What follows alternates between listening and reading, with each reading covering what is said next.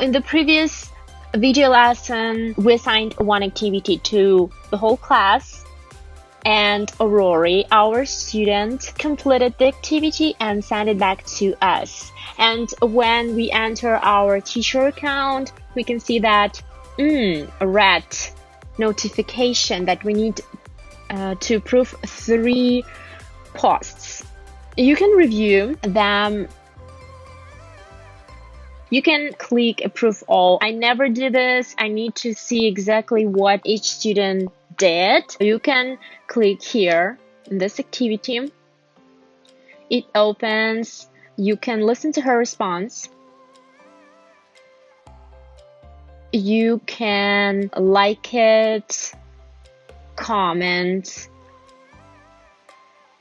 by adding text or adding your voice.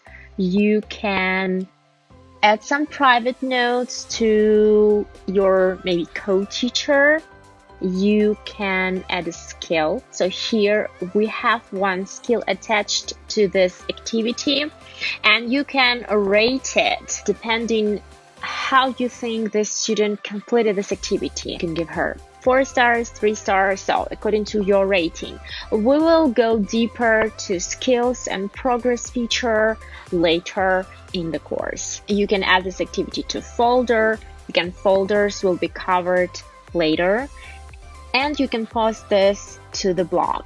Class blog will be covered later. So if you think that, no, something should be done, you can add a comment, and it's better to use voice comments, and you can send it back. Or if you think that everything is cool, you can click on approve. If we go back and just look at the activities by clicking here, we can see that we assigned this activity to all these students. Sample student and Aurori added their response and send it back to you. Emily, Lane, Lorelei, nobody added any response. They hasn't added any response to the activity. That's why they're above their names. There is like a gray space. So you can actually go to review what your student has done from here. Just click in review.